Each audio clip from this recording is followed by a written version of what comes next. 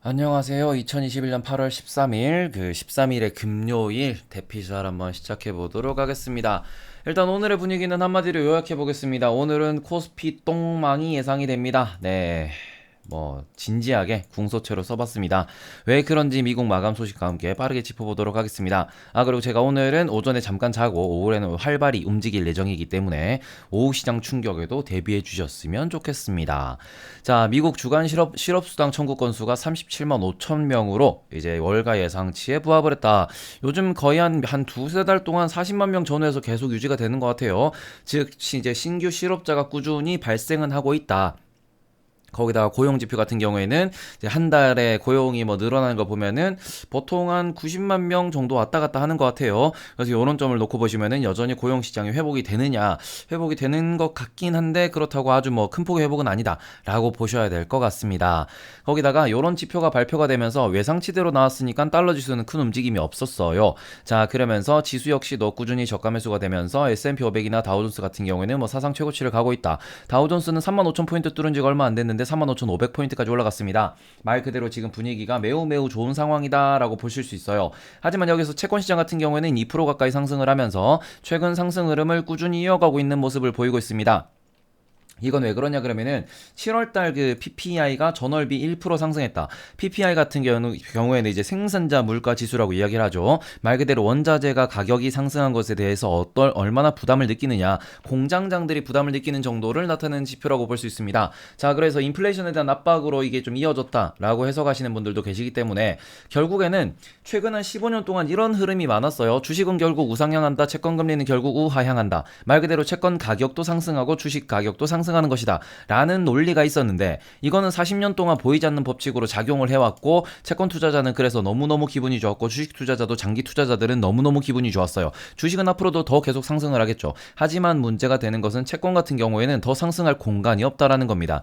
자, 이런 상황에서 돈도 많이 풀고 있고 인플레가 오고 있다, 이런 반응은 결국에는 채권 시장이 지금 그 시장의 주도권을 쥐고 채권이 오른다, 채권이 떨어진다에 많은 사람들이 주목하는 이유가 여기 있다라고 보실 수 있어요. 채권은 지금 오를 장소가 없는데 채권 투자자들은 어마어마한 돈을 굴리고 있고, 그러면 이 돈들이 도대체 시장을 어떻게 바꿀 것이냐, 거기다가 인플레이션은 또 어떤 식으로 작용할 것이냐, 이런 것들에 대한 많은 투자자들의 고민이 존재하기 때문에 우리가 현실적으로 미국의 마이너스 금리가 불가능하다라는 요걸 알고 있는 상황에서 지금의 환경, 지금의 채권 시장 투자의 이런 환경들을 곰곰이 생각을 하면서 우리가 투자를 계속 이어가셔야 된다라고 말씀을 드리고 싶어요. 이건 한번 날 잡아가지고 되게 진지하게 한번 설명을 한번 드리도록 하겠습니다. 자, 그러고는 지금 어제 미국 시장을 놓고 보시면은 중국 관련된 기업들은 또 빠졌어요. 그리고는 빅테크가 좀 상승하는 모습을 보였고, 거기다가 이제 ASML을 포함한 세미컨덕터 쪽이 엄청나게 큰 폭의 하락이 있었습니다. 그리고는 헬스케어나 아니면은 관련된 이 기업들이 보험을 제외하고 이런 기업들이 대부분 상승하는 모습을 보였는데, S&P 500만 놓고 보겠습니다. 자, 이름난 빅테크 기업들이 다 올랐어요. 테슬라, 아마존, 페이스북, 구글, 마이크로소프트, 애플, 이런 애들이 다 올랐다. 엔비디아까지 올랐고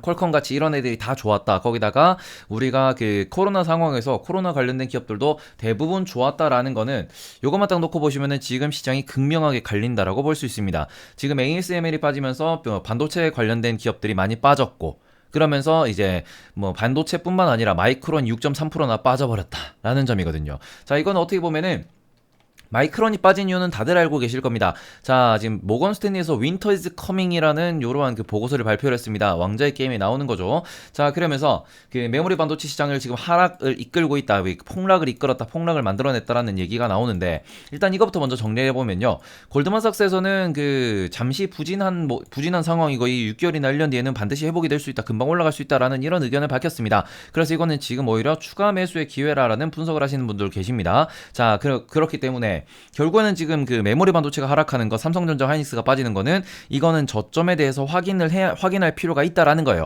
확인을 하고 난 뒤에는 대응하시면 된다라는 거고, 망할 기업이 아니라는 겁니다. 디램이 더 이상 안 쓰이는 게 아니에요. 자, 그렇기 때문에 요거는 두 가지 시나리오로 조금 우리가 분석을 하면서 접근하셔야 될 것 같습니다. 이제 너무 많이 떨어져가지고 급격하게 반발 매수를 한다라고 하면은 이거는 V자 반등이 일어날 수 있는 거죠. 하지만은 떨어지면서 이제 내가 매수를 하긴 하고 물타기는 하긴 할 건데 상승을 배팅하는 것보다는 나는 좀 장기로 볼 거야. 아니면은 뭐 지금 상황에서 어차피 얘네들이 노잼인 건 알고 그냥 대충대충 조금씩 사서 모아 볼 거야 라는 이런 분위기가 만들어지면은 L자형 지지가 나오고 그 이후에 반등이 나올 겁니다. 요거는 결국에는 V자 반등 이후에 뭐 어느 정도 선에서 뭐 멈출 수도 있다라 변동성이 급변할 수 있다라는 건데 이 기업들의 사이즈를 놓고 이 기업들의 평소 때 시가총액이나 뭐 매수 매도 성향을 놓고 보면은 V자 반등이 나오기는 조금 어려워요. 자, 그렇기 때문에 이것은 시간을 두고 조금 접근하셔야 좋겠다라는 생각이고 일단은 5거래일간 15%가 떨어졌습니다. 하이닉스 기준으로. 자, 그러면은 분명히 이거는 경제위기 수준의 하락이고 경제위기가 발생한 것도 아닌 상황이고 얘네들이 망한 것도 아니고 뭐 기업의 공장이 불이 난 것도 아니에요. 그러니까 메인 오픈 확률로 반등이 나올 수 있다라는 생각을 하셨으면 좋겠습니다. 자, 그래서 우리가 여기에서 좀 심리전이 많이 필요한 상황이에요. 이게 어떻게 보면은 V자 반등인 척하고 떨어질 수도 있는 거기 때문에 요거는 심리전에 약한 투자자라면은 접근 안 하셨으면 좋겠어요. 지금 제가 방금 말씀드린 이 내용들이 그렇지 그럴 수도 있고 그럴 수도 있지 그치 이런 게 떠오르신 분들은 접근하셔도 되지만 아니면은 일단은 물을 타더라도 내가 만약에 뭐 투자금의 5%를 지금 이미 뭐 삼성전자나 하이닉스를 들고 있는 상황에서 뭐 5%를 추가로 더 매수할 거냐 산만큼 더 살 거냐, 뭐 1000주를 들고 있는데 1000주를 더 살 거냐, 그게 아니고 조금씩만 매수하는 전략으로 접근하셔야 안전하지 않을까라는 생각입니다. 후회하지 마시고 어차피 올라올 기업이기 때문에 내가 심리전이 안 된다라고 하면은 적극적인 대응보다는 지금은 조금은 지켜보시는 게 좋을 것 같아요. 그리고 그 이유는 오늘의 마지막에 다시 한번 설명드리도록 하겠습니다. 자, 다음으로 필라델피아 반도체 지수가 마이크론이 빠지고 거기다가 뭐 ASML을 위시한 뭐 반도체 장비들이 빠지면서 1.13%나 하락하는 모습을 보였습니다. 하지만 필라델피아 반도체 지수 전체로 놓고 보면은 아직까지는 높은 상황이에요. 자, 그렇기 때문에 요거는 뭐 힘이 없었다 정도로만 해석하시는 게 맞을 것 같고요.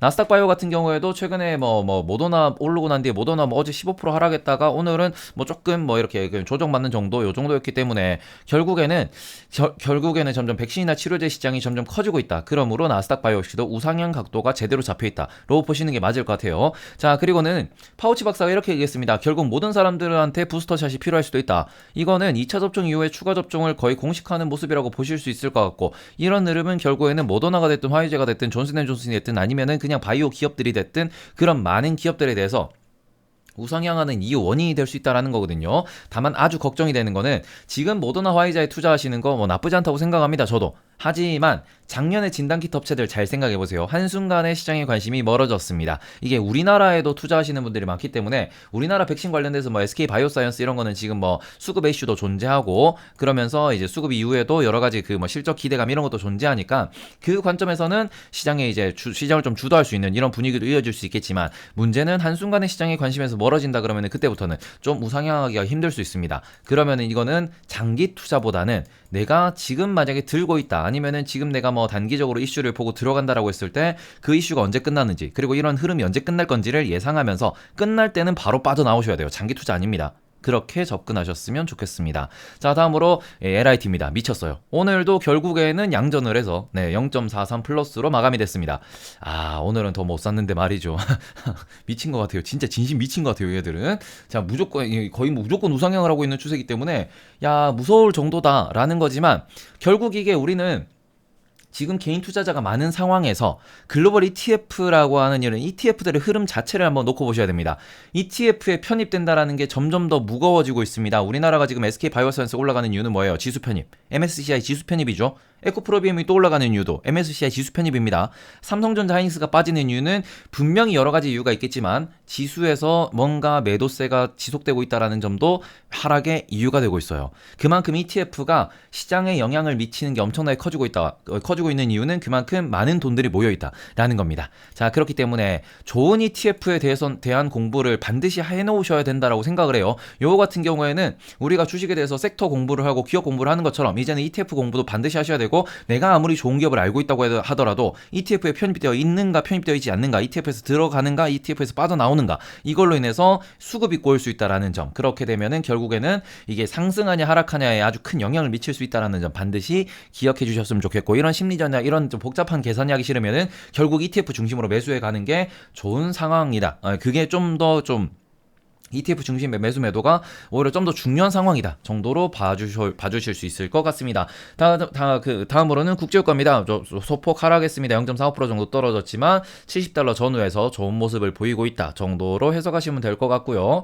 요거는 인플레이션 부담감을 완화시킬 수 있는 이런 요인이기 때문에 이제 많은 투자자들이 인플레이션이 일시적이다라고 표현하는데 그것에 대해서도 일시적일 수 있겠네 정도로 받아들여 주시면 될 것 같고요. 안정적인 게 뭐든 좋은 거예요. 금 가격 역시도 안정적입니다. 자, 급락이 오긴 왔지만 어느 정도 이제 흐름이 안정세를 보이고 있다라는 것이고, 비트코인 같은 경우에도 지금 막 큰 변동은 없어요. 자, 그렇기 때문에 이런 뭐 비트코인이나 아니면은 뭐 그 금 가격 같은 경우에는 테이퍼링이 정말로 발표될 때, 테이퍼링 발표 전후에 어떤 움직임을 보이는지 집중하시는 게 좋을 것 같고, 그다음 유가 같은 경우에는 매월 초에 이제 오펙 보고서랑 그다음에는 뭐 증산이나 감산에 대한 협의 사항이 나옵니다. 그런 것에 대해서 지켜보시면서 수요 회복, 그 다음에 유가의 움직임 이런 것을 보시면서 이런 방향성이면 큰 부담이 없겠다 정도로 계속 짚어나가시면 될 것 같습니다.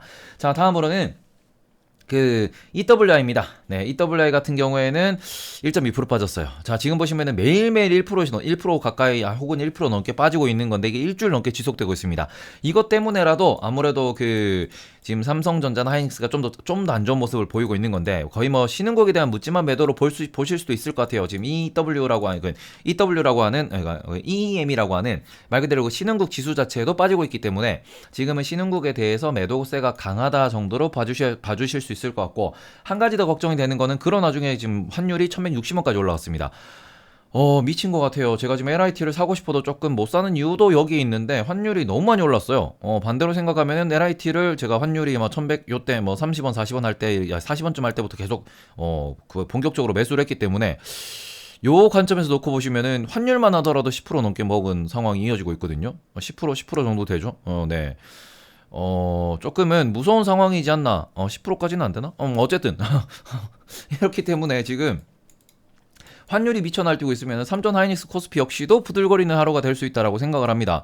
야, 이거 좋은 상황은 아니에요. 환율이 빨리빨리 좀 안정이라도 찾아야 되는데 이렇게 급등이 유지되어 버리면은 외국인 투자자들의 투심이 더 얼어붙을 수 있다라는 점 참고해 주셨으면 좋겠고, 자, 달러 지수는 별 움직임이 없다라고 했습니다. 그 와중에 환율이 날아가고 있으니까 위험하다라고 말씀을 드렸습니다. 자, 그런데 달러 지수가 움직임이 없었던 만큼 아무래도 원자재 시장 역시 조금은 안정세를 보이고 있다라는 거. 하지만은 한 가지는 좀 주목해 주셔야 되는 게 소맥이나 대두 옥수수 같은 경우가 지금 다시 한번 사상 최고치로 이어지고 있어요. 그러니까 이게 연초에 뭐 3월, 4월 이때 좀 많이 올랐다가 조정을 받는 모습을 보였지만 다시 한번 전고점으로 투라이하고 있다라는 그런 상황이기 때문에 이게 아무래도 에그플레이션 요런 얘기도 계속 나올 수밖에 없을 것 같아요. 올해는 그것에 대해서도 우리가 참고해 주셨으면 좋겠고, 요런 점은 국내에서도 뭐 농심은 발암물질 나왔죠.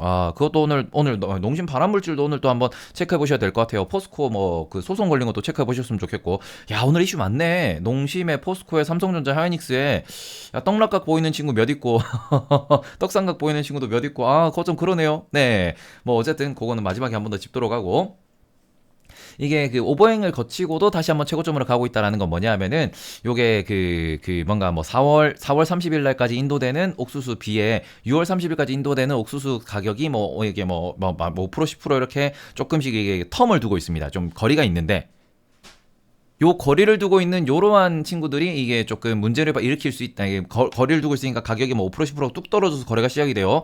근데 이게 다시 올라오는 상황에서 하는 경우가 이어질 수 있거든요. 요것에 대해서 우리가 좀 경계심을 가지면서 계속 에그플레이션이 이제 언급될 수 있다라는 점 보셨으면 좋겠고요. 다음으로는 글로벌 주요 지수입니다. 글로벌 주요 지수에서 유로스톡스가 0.48% 상승하는 모습을 보였고요. 나머지 같은 경우에도 유럽이 아주 좋은 모습이었지만 아시아는 안 좋은 모습이었다. 지금 미국은 올라가는 게 당연하다라고 보시는 게 맞아요. 왜냐, 미국은 지금 달러도 좋고 미국의 경제가 회복되고 있고 미국은 백신 접종도 엄청나게 좋습니다. 자, 그런데 그 와중에서 남아있는 돈들이 유럽이냐 아시아냐 뭐 선택을 할 수 있다라고 생각하면은 계속 유럽 쪽으로 가고 있어요. 최근 일주일 동안은 유럽이 아주 좋은 모습을 보였고, 이러한 주도권이 빨리 한국이 좀 아시아 쪽으로 돌아와야 한국 시장에도 좋은 모습을 보여줄 수 있지 않나라는 생각이기 때문에 이 점도 참고해 주셨으면 좋겠고요. 다음으로는 이런 악재가 어디서부터 오고 있냐. 일본은 일단 올림픽을 했음에도 불구하고 올림픽에 걸맞는 그런 모습을 못 보여준다라는 평가가 많아요.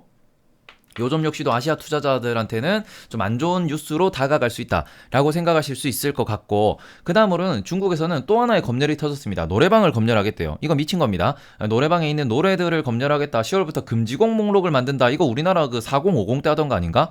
요런 것들이 이어지고 있으면은 결국에는 내부에서 반발이 이어날 수밖에 없다라고 생각을 해요. 뭐 이게 분명히 뭐 도박, 폭력, 미신, 뭐 대만 뭐 이런 얘기들이 나오고 있는데, 요런 것들은 뭐 좋게 보면은 사회를 뭐 건강하게 만들기 위한, 뭐 공산당이 뭐 지속하기 위한 이런 것도 갈 수 있는데, 이게 옛날에는 뭐 중국은 또 그런 것도 많았죠. 문화 대말살 정책 이런 것도 있었기 때문에 요것에 대해서 이게 중국 내에서 어떠한 반응이 있는지도 확인하셔야 될 것 같습니다. 다음으로는 현대 LNG해운 관련 소식입니다. 시장에 매물로 나왔다. 뭐 2조 원의 몸값을 뭐 부르고 있다 이런 얘기가 나오고 있는데, 일단 한 가지 좀 빡치는 거는 HMM에서부터 독립한 지 5년이 지났어요. 여기가 HMM으로부터 1조 원을 주고 그 IMM 그 프라이빗 에쿼티 그쪽에서 사갔습니다. 자, 그런데 한 7년 됐네요.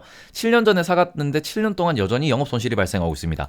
그런데 HMM이 지금 정상화됐다라는 이유로 다시 사줄 의무는 없는 거죠. 에이, 설마 계약서에 뭐 이게 뭐 그 옵션으로 콜옵션, 풋옵션 뭐 바이백 계약 이런 게 있는 건 아닐 거 아니야. 그게 없는 이상은 HMM이 미쳤다고 그걸 사겠습니까? 지금 여전히 뭐 몸값을 적당히 해가지고 이걸 민영화 시켜야 되는 판에, 에이, 산업은행이 미쳤다고, 그죠? 설마요. 네, 요거는 진짜 설마라는 거니까, 진짜 일어나면은, 만약에 나 이거 인수한다 그러면 저는 그냥 들고 있는 물량 다 집어 던질 것 같아요.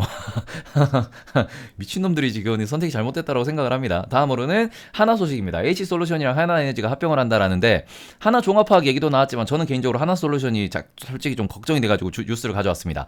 왜 그러냐 그러면은 하나솔루션도 똥낙각이네. 네, 어쨌든 요거 보시면은 지금 하나에너지가 하나시스템과 하나종합화학의 지분을 보유하고 있습니다. 그리고는 직접적으로는 친환경 플랜트를 건설하고 전력 인프라 유통 사업을 진행하고 있습니다.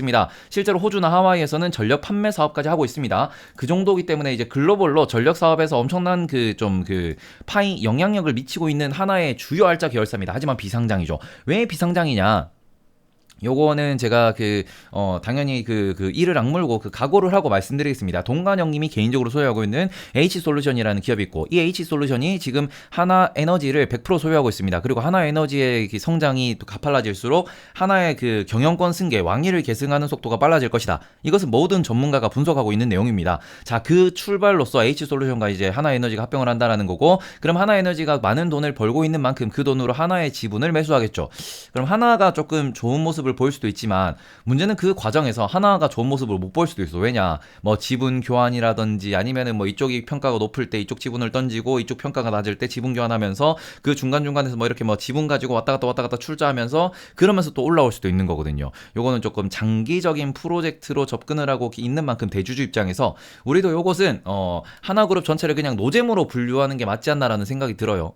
아주 배당 잘 주고 막 자사주 소각 빵빵하고 막 주주환원 빵빵하면서 막 투자하는 이유가 발생하고 그런 거 아니다. 아직은 이슈가 존재하는 그런 기업이다 정도로 보시는 게 좋지 않을까라는 생각입니다. 그래서 관계기업 투자에 관심 있는 분들은 분명히 이거는 저의 뇌피셜로 잠깐에 쏟아져 나온 거지만 예상 시나리오가 정말 자세하게 유튜브에 올라와 있을 거예요. 이것에 대해서 하나하나 정보 수집을 해보셔야 되지 않나라는 생각입니다. 다음으로는 오늘의 또 핵심 테마 중에 하나입니다. 누리호 발사가 최종 승인되었다. 오, 그래요 이러면서 누리호가 발사가 된 데 11월이 아니고 10월이네요. 한 3달 정도 남아있, 2달 정도 남아있습니다. 자, 그럼 2달 동안 뭐 합니까? 이런 관련 테마주들이 또 들썩들썩 할 수 있겠죠. 누리호가 발사하면은 경제적 이득이 얼마고 이런 걸로 기술 수출을 할 수 있고 어쩌고저쩌고 이런 얘기 나올 수 있다 라는 생각이고, 아스트라는 기업이 있습니다. 사천 우주항공센터에 있는 기업인데, 여기가 보잉에 있는 꼬리날개를 만들고 있는 비행기 동체 비행기 부품을 이제 만드는 그런 기업인데, 여기가 M&A 관련된 공시가 한 달 전에 썰이 나왔었습니다. 그리고 오늘까지 이걸 답변을 다시 주겠다라고 했어요.